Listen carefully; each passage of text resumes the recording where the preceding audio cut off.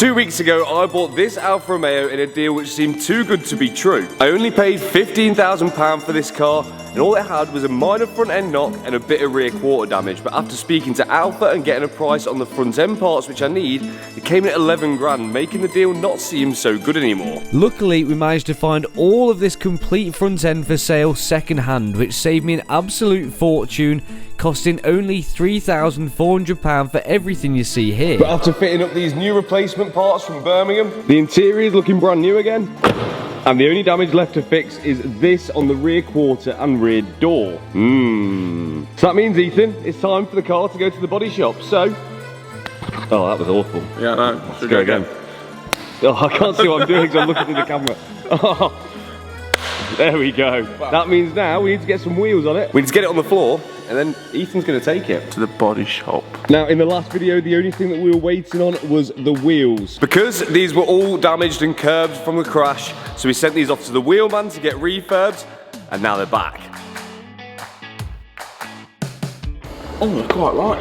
Yeah, not too bad. So what we've gone for is this lovely bronze colour. Ooh. So I wanted to do something a bit different, and I think this, going with the white, it's a nice little combination. Especially with the red calipers, I think that's looking nice. So thank you to the wheelman for refurbishing those and making them brand new again. Now the only problem is one of the tyres is damaged beyond repair, so one of the old wheels which we didn't get refurbed is going to have to go back on the car for now. It's self-deflating.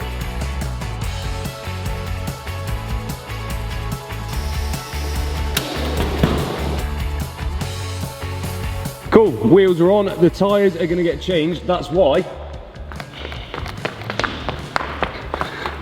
For now, because this tyre is mullered, we are putting the old wheel back on and not the one which we're replacing it with. When we get the new tyres, this one will just go in the bin.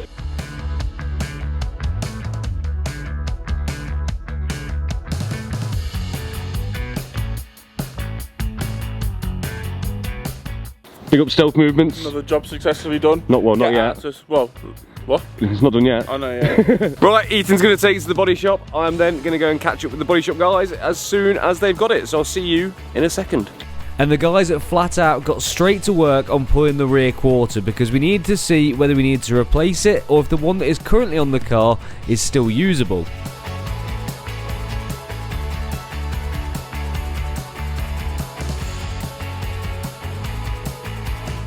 Because if we can save this one, not only is it going to save me a lot of time, but it's also going to save me a lot of money too.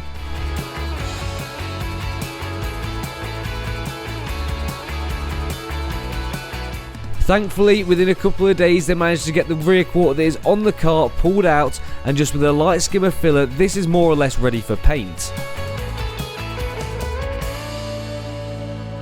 Here we are, back at Flat Out, the same place which painted the AMG GT, and these guys are painting the Alfa, and they've been hard at work. We dropped it off here about 6 days ago, and it's not looking like the same car anymore. Come and take a look, because the main damage which we had to sort was the rear quarter, and now, pulled and looking great. I'm ready for some paint.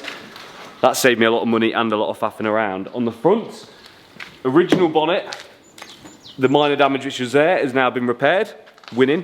But there was one thing which we mentioned in the last video which I needed your guys' help on, and you did exactly that, because I was having difficulties with this radar and how I was going to mount it to the crash bar here, because this is my original radar and I didn't have this section which I could only buy from Alfa with the radar itself, so it would have had to come like this, and that would have cost £2,000. But thanks to you guys at home, I've picked this one up off eBay, which is actually off a Volkswagen Golf for £11.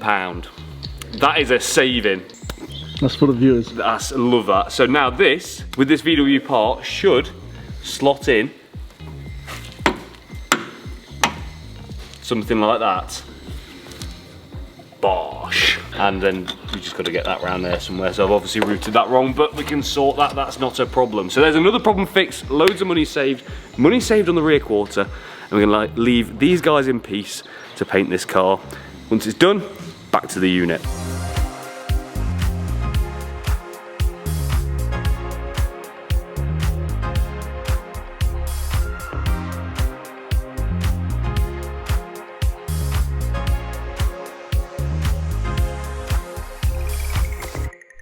So the guys at Flat Out got the blue parts painted white and the parts that they'd repaired blended into the rest of the car as well.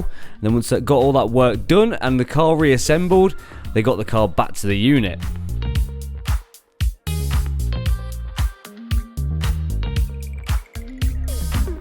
And she's back, looking good, looking sweet, paint job's looking nice. Which is definitely something which I'm going to consider protecting, exactly like I did with my BMW M3. So we dropped the car off to G-Technic to be fully detailed and ceramic coated. They started by deep cleaning the wheels using their G-Wash and W6 iron remover.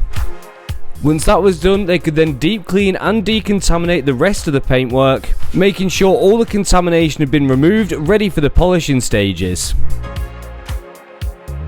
And as you can see, the paintwork on my car wasn't looking so good, so definitely needed some love before it could get protected. So the M3 got completely machine polished head to toe on all the painted panels. But there are some parts of this car which aren't painted because we've got paint protection film. And we've got this on the front end and the roof of this car, but luckily G-Technic have their halo coating, which is specifically designed for paint protection films. So now those areas are protected, we can go on to the paint. We're going to be using Crystal Serum Ultra and Exo. Now these are accredited only coatings, but G-Technic also offer loads of coatings for the home user too. In short, they've got something for everything, so whether you're protecting wheels, glass, or just looking at maintaining your car better, you can rely on the G-Technic range of products to make sure that it's going to be safe and also effective, but also tried and tested to ensure great results every single time.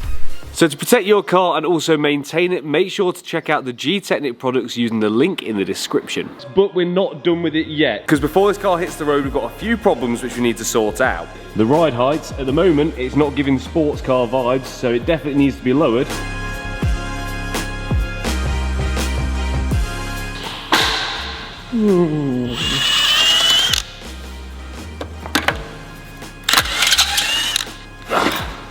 Nice. We can't be dealing with that massive arch gap, so from the guys at iBack, lowering springs. Ooh. I actually don't know how much these lower it by. I'm going to guess like 30mm. Nothing too mad. I wanted to keep the standard shock, so we've got the you know, the adaptive dampers. Still make the car usable, but just make it a little bit more nicer. Good England. So it's time to bring down that arch gap by getting these on the car. Jake is going to tackle the driver's side whilst I tackle the passenger side. So the first bolt to come out is the one in the lower arm. Then we can take out the top mount bolts, and then with a bit of jiggling we can get it out of the car.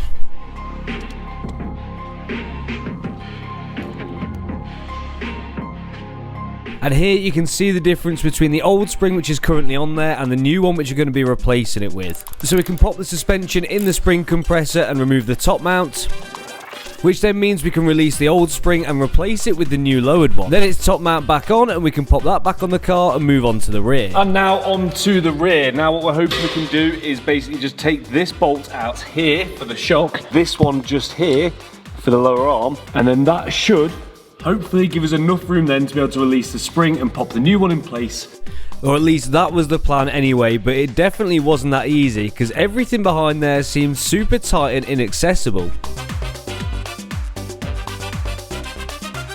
Including the drop link, which was facing the opposite way, so everything you need to access is facing the inside of the car, meaning you can't see anything. Yeah. But we eventually got the old spring out and managed to replace it with the new one. And the rears are in. Didn't expect how much of a challenge that was going to be, and you're not really going to see it because we were just fiddling around in there, but it was a faff. Everything's awkward, and I never want to do that job again. But the good news is, we can move on. Well, the Alfa is looking pretty good at the moment, even though we've still got a couple more bits left to do on it. But I'm off on holiday. I'm off to my mate's wedding in Cyprus for a week, which is gonna slow things down a little bit and maybe put us a little bit behind. And for that I apologise, but there's some things in life that you can't miss out on. But while I'm away, the cogs ain't gonna stop turning because the Alfa is going off to Amari Digital, who are going to be wrapping this car for me. They've very kindly offered to do this and turn it into what I wanted it to be all along. Because even though the white does look good and it works with the bronze wheels and the red calipers, it just looks a little bit soft. And I think we can make this look a lot better just by adjusting the colour ever so slightly, along with a few other bits. So let's see how those guys get on in 3, 2, 1. Right, I am back and we are doing some work on the Porsche back here, but we are just about to have the Alfa Romeo dropped off from the wrap, and I'm going to cover my eyes up because this is the first time I've ever had a car wrapped by someone else and not got to see the process all the way through. I've not seen any photos of the car, I've not seen the colour apart from when I picked it, so I am a little bit nervous to see if I like it. Let's go. We've got the guys from Vehicle Wraps Yorkshire actually did the work on the car, and it's just outside the door now. Oh, I've seen it already, it looks sick. That is so much better. Yeah, man. Right, have a look at this.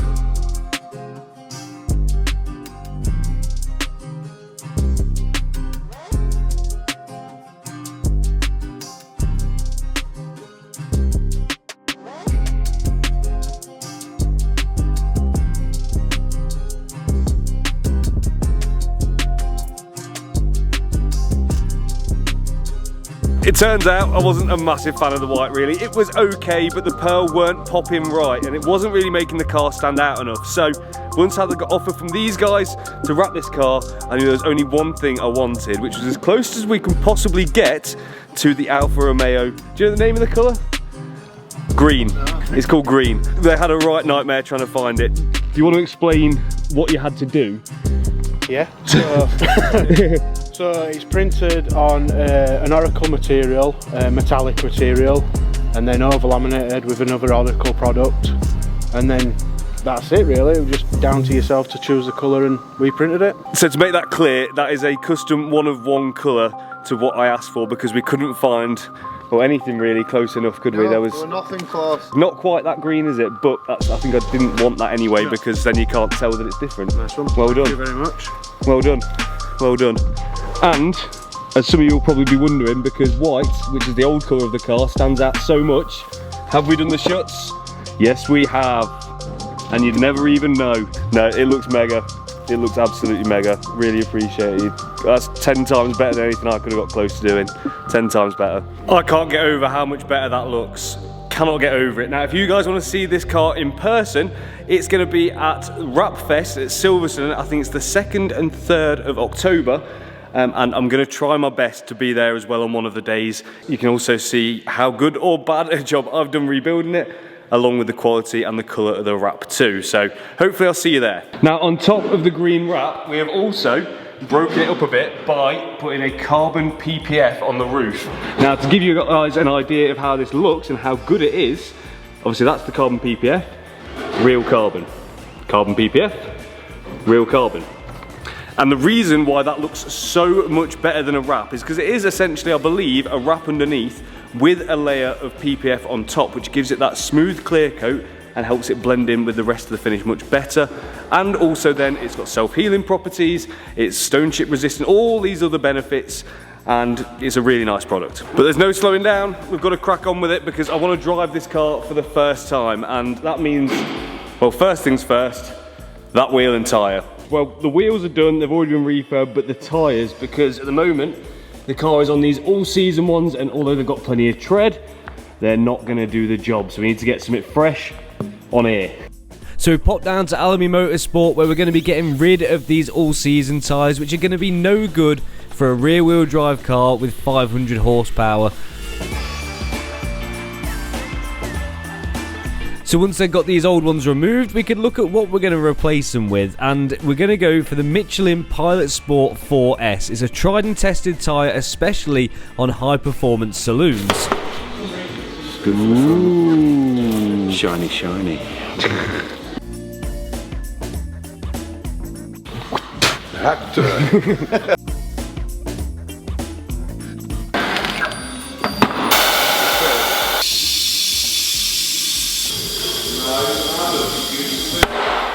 So once the new tyre was on and the wheel was balanced, I could get it back to the unit and get this fitted to the car.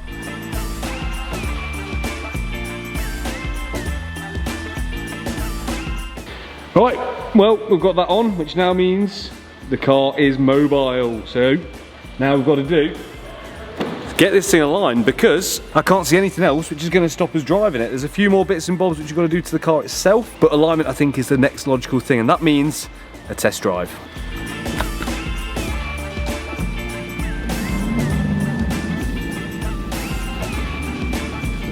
And my verdict is, it feels really, really good. Even though the tracking's out, I can tell this is a good car. The only thing that's letting it down for me at the moment is the sound.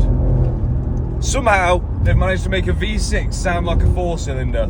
Don't know how they did it, but they have. So that's definitely something we need to sort in the future. But, I mean, before I can properly enjoy this car, we need to get it aligned. We haven't done too bad in terms of warning lights. We've only got one, which is for the radar, crash protection, and for the washer fluid. So I'm going to put that down to the alignment and the fact it's been unplugged and needs calibrating, and that is an easy fix. What do you reckon? All right. Yeah, straight on it. It's like a green quality street. Look at it. It's like a slightly darker Aston Martin. It's good, right? Very pretty. Thank It's you. been put back together, look. I know, yeah. Right, so to get this car driving in a straight line, we've brought the car down to Alamy Motorsport, and they are going to do that next level alignment that they always do to make sure this car drives perfectly. Fingers crossed nothing's bent. Odds on it? Some. 6 out of 10. I'm hoping, because there's a lot of toe out, isn't there, on the driver's side front wheel, that there's nothing bent there. So fingers crossed anyway.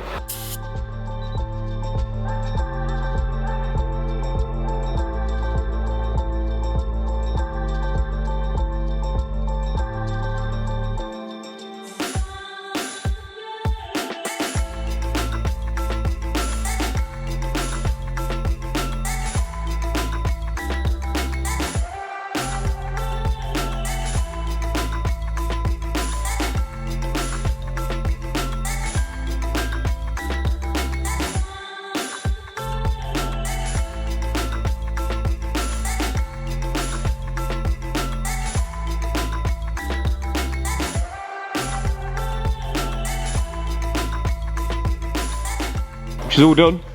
We have an alignment of sorts, but not to factory spec, because we like to make it more interesting here and get it more better. More better. So what exactly have we done compared to what the factory specify to make it more better?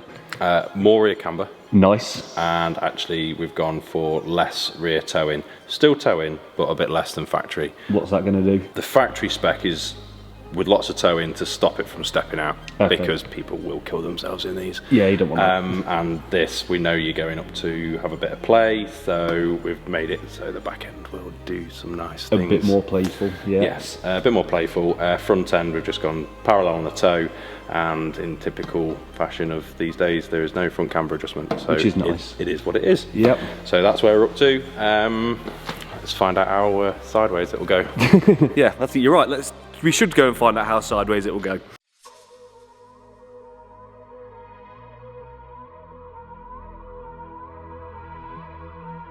So that is why we've brought the Alfa to Teesside. We've all seen the iconic video of Chris Harris sliding this car through a silhouette of itself, Which is a great demonstration of how controllable and poised this car should be if it hasn't been crashed.